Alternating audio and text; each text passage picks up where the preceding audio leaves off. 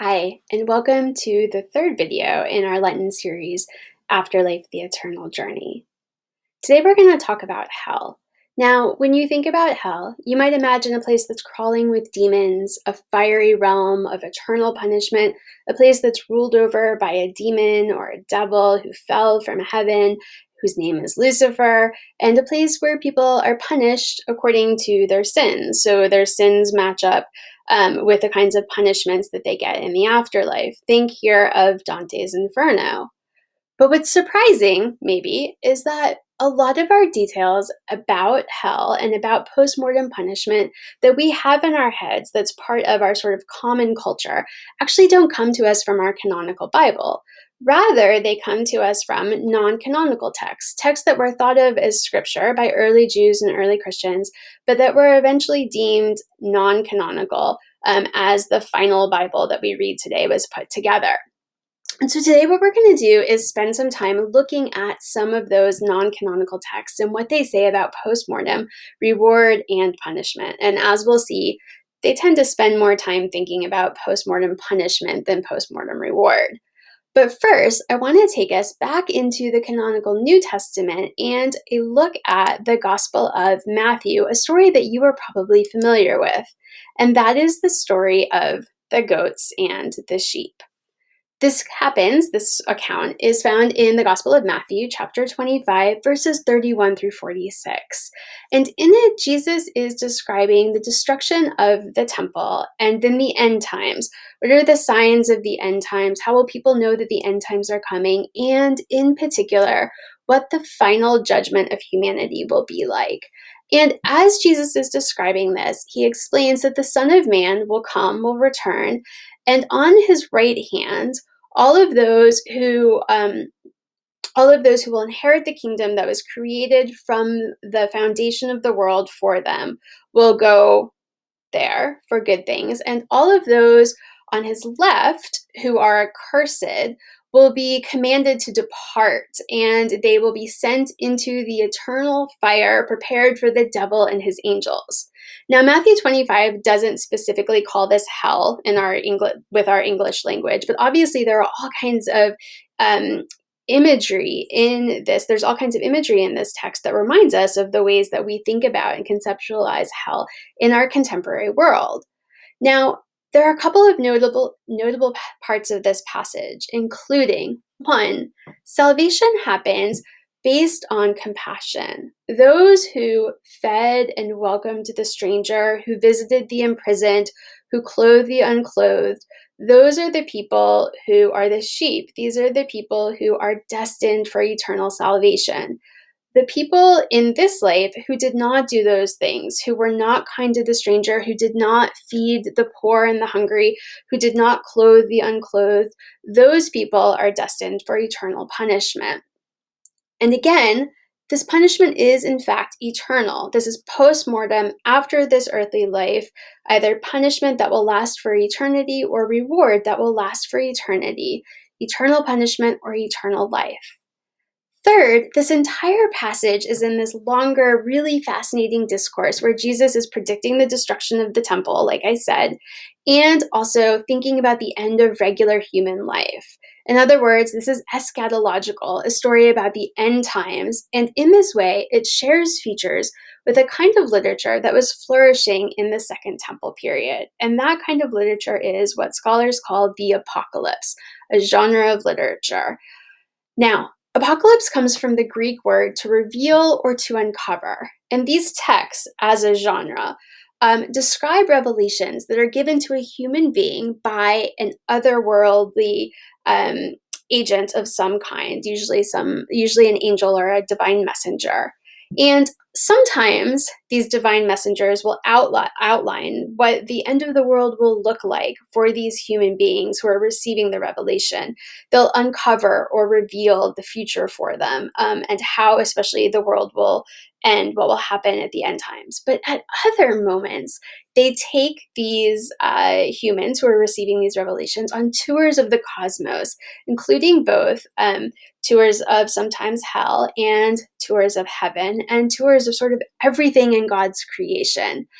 So Around the time that these apocalypses as a genre are being written, which are sometimes about the end times and at other times are really just tours of the world that help to reveal or to uncover what the world is really like, and not just what it sort of is when we're not able to see it in all of its divine glory.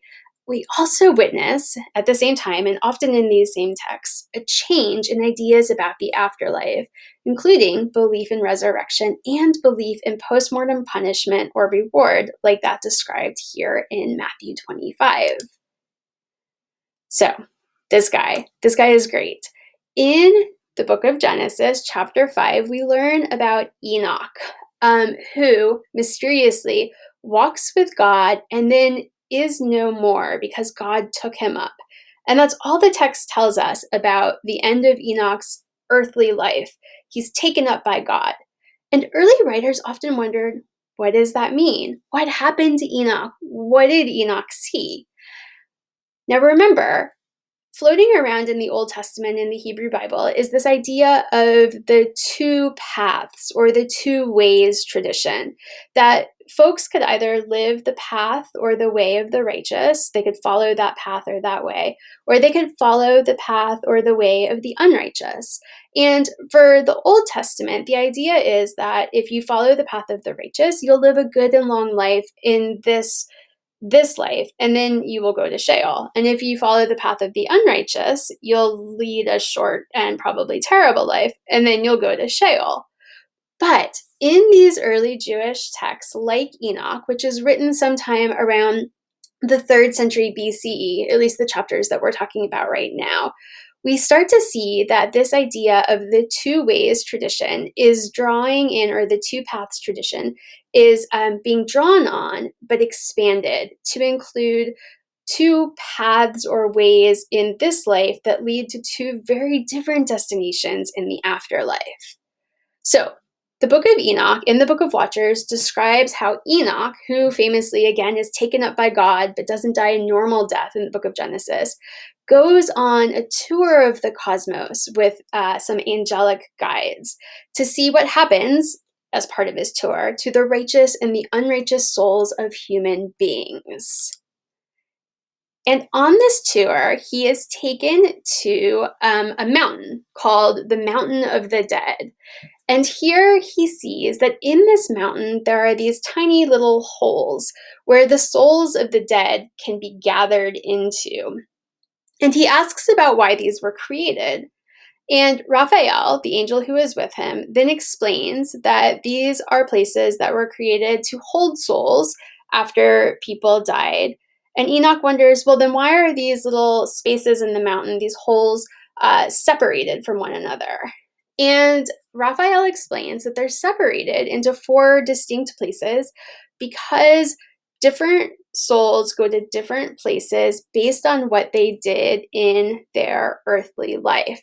And so the spirits of the righteous are in a place on this mountain where there's a bright fountain of water, while the spirits of sinners who didn't get judged in their earthly life are in another place, waiting for a great torment at the end of days. And so on and so forth. And so, what we see in this text is this idea of there being different ways that people could live on this planet, and then different ways that they might experience the end times and also wait for postmortem judgment and either reward or punishment. All right. Now, the Apocalypse of Peter, which is an incredibly fun text. Both Matthew and Enoch, in both of these texts, we can see this idea of post-mortem fates for humans depending on their actions in their earthly lives. But there's still not a lot of detail about what happens after the judgment itself, right? Either you go to a good place or you go to a bad place, but what happens in these places? If we fast forward to the early 2nd century of the Common Era, we find this text called the Apocalypse of Peter, which is full of amazing details about post-mortem punishment, mostly, and a tiny bit of reward. This is the earliest extant Christian writing that includes a tour of heaven and hell, and its depictions of hell end up heavily influencing later ideas and concepts of hell in Christianity. Now, What's really fun is that the Apocalypse of Peter is mentioned in the Muratorian fragment. This is one of the earliest existing lists of writings that were approved, they were okay, for the New Testament canon. So some folks around 175, 200 thought that the Apocalypse of Peter was okay. It should be considered canonical. However, there was a warning. The Apocalypse of John, which we're not talking about now, and Peter, we receive, right, as part of the canon. But some of us who are making these decisions about canonical and non canonical texts said we would not have this read in church to sort of the common folks. So not everybody's supposed to hear this, according to this fragment. All right, so the text in the Apocalypse of Peter begins with Peter and the other disciples on the Mount of Olives, listening to Jesus deliver the apocalyptic discourse that we find in Mark 13. And Peter's asking again about Jesus' eventual return and the end of time. And Jesus describes that judgment and says that when he comes back, people will be separated, and the bars of hell will sort of be opened. He shall command hell to open its bars and to give up all that is therein. And so if we go, we can see this. Peter gets a tour of hell by Jesus, or Jesus explains hell so well that Peter can sort of see what it looks like in his brain. It's a little bit unclear. And what we find is that people are being punished according to how they lived their lives in very specific ways. For example, then shall men and women come to the place prepared for them. By their tongues wherewith they have blasphemed the way of righteousness shall they be hanged up. There is spread under them unquenchable fire so that they do not escape it. Or, other men and women whose works were done in deceitfulness shall have their lips cut off, and fire enters into their mouth and their entrails. These are they who caused the martyrs to die by their lying.